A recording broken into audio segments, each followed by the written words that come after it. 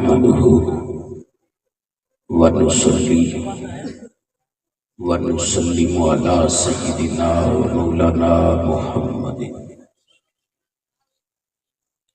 رسوله النبي الأمين المكين الحنين الكريم الرؤوف الرحيم وعلى آله الطيبين الطاهرين وخلفاء الراشدين المهديين وصحبه الكرام المتقين. أما بعد فأعوذ بالله من الشيطان الرجيم. بسم الله الرحمن الرحيم. إنا أرسلناك شاهدا ومبشرا ونذيرا لتؤمنوا بالله ورسوله وتعزروه وتوقروه وتسبحوه بكرة وأصيلا. صدق الله مولانا العظيم وبلغنا رسوله النبي الكريم الأمين ونحن على ذلك لمن الشاهدين والشاكرين والحمد لله رب العالمين. إن الله وملائكته يصلون على النبي يا أيها الذين آمنوا صلوا عليه وسلموا تسليما.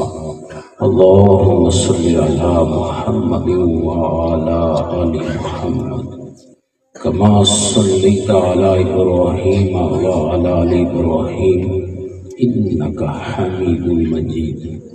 اللهم بارك على محمد وعلى آل محمد كما باركت على إبراهيم وعلى آل إبراهيم إنك حميد مجيد.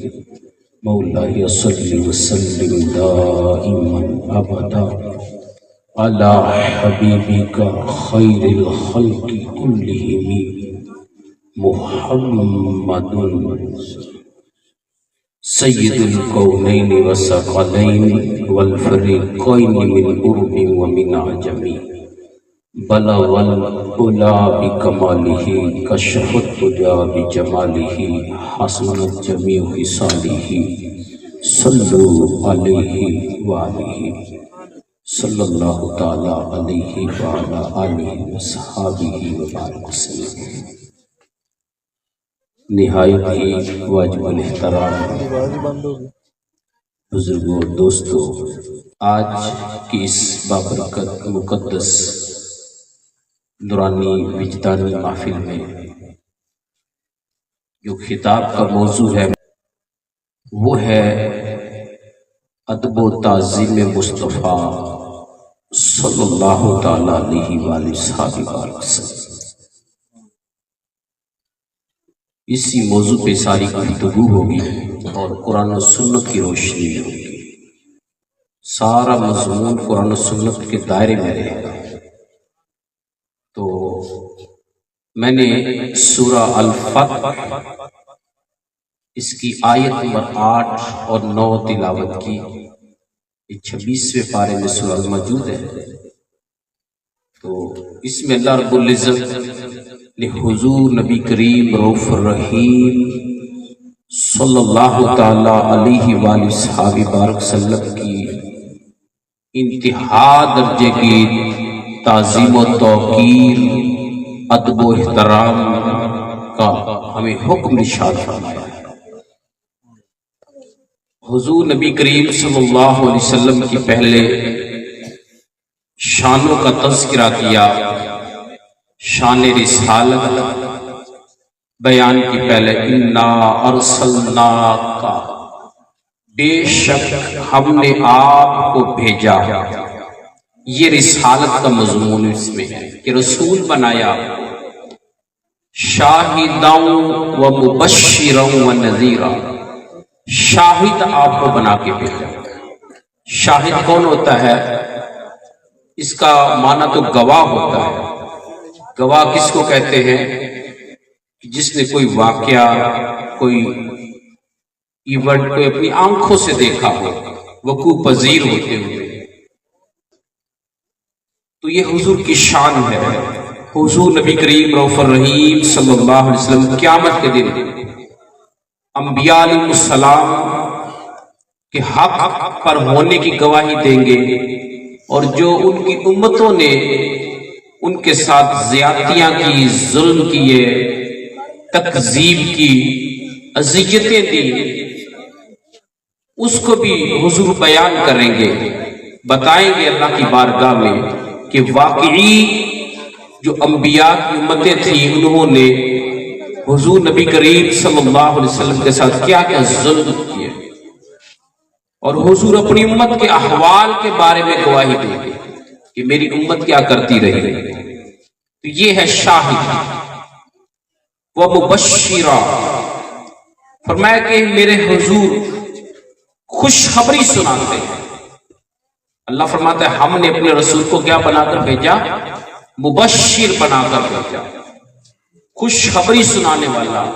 اس شے کی کہ جو اللہ کے حکم کو مانتے ہیں، حضور نبی کریم صلی اللہ علیہ وسلم کے حکم پر عمل پیرا ہوتے ہیں، ان کو جنت کی خوشخبری سناتے ہیں، دیدار الہی کی خوشخبری سناتے ہیں، اللہ کی نعمتوں کی خوشخبری سناتے ہیں، وَنَذِيرًا، اور ڈرانے والا بنا کر بھیجا۔ جو لوگ اللہ کے احکام کو نہیں مانتے، سرکشی کرتے ہیں، تکذیب کرتے ہیں، انکار کرتے ہیں، اللہ کے احکام سے سرتابی کرتے ہیں، ان کو اللہ کے عذاب سے ڈراتے ہیں۔ تو یہ شان بیان کرنے کے بعد جو آگے حکم ارشاد فرمایا کہ یہ رسول بھیجا کیوں تمہارے پاس، بھیجنے کا مقصد کیا ہے، حضور کی بعثت کا مقصد کیا ہے۔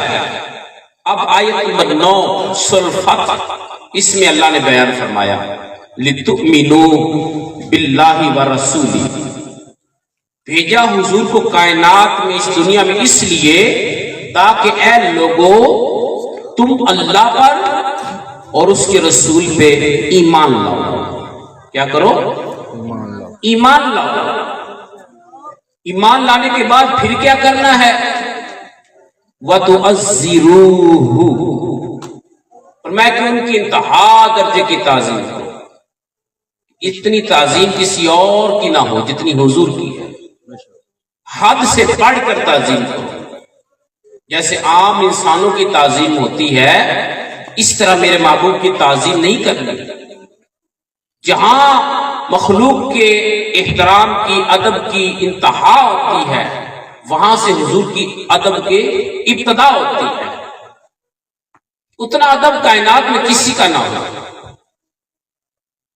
ایک دیکھیں شاگرد ہے، وہ اپنے استاد کا ادب کرتا ہے، وہ ایک حد ہے ادب کی، حد کے اندر ادب ہے۔ ماں باپ کا اولاد ادب کرتی ہے، وہ ایک حد کے اندر کرتی ہے۔ لیکن اس آیا کے اندر اللہ نے حضور کا ادب جو ہے ان حدوں سے بڑھ کر کرنے کا مطالبہ کیا ہے، تقاضا کیا ہے، حکم ارشاد فرمایا ہے۔ وَتُوَقِّرُوهُ، اس کا بھی معنی مفہوم یہی بنتا ہے کہ حضور کی ادب میں پھر کوئی اور شریک نہ ہو جتنی حضور کی تعظیم کی جائے۔ اس تعظیم کے بعد پھر کیا اگلا عمل ہے، پھر کیا کرنا ہے باری تعالیٰ؟ وَتُسَبِّحُوهُ، پھر اس کی تسبیح بیان کرو اللہ کی، بُکْرَةً وَأَصِیلًا، صبح و شام۔ یعنی ترتیب دیکھیں اس آیہ مبارکہ کی۔ پہلے کیا فرمایا؟ اللہ اور اس کے رسول پہ ایمان لاؤ۔ ایمان لانے کے بعد پھر حضور نبی کریم صلی اللہ علیہ وسلم کی انتہا درجے کی تعظیم بجا لاؤ۔ تعظیم مصطفیٰ صلی اللہ علیہ وسلم کے بعد پھر اپنی عبادت کا حکم ارشاد فرمایا، اپنی بندگی تسبیحات کا ذکر ارشاد فرمایا۔ اس آیت سے اللہ نے پیغام دیا کہ جو لوگ میرے حضور علیہ السلام کا ادب جیسے حق ہے، وہ اس حق کو اگر ادا نہیں کریں گے تو ان کی عبادتیں بھی بیکار جائیں گی۔ کیا جائیں گی؟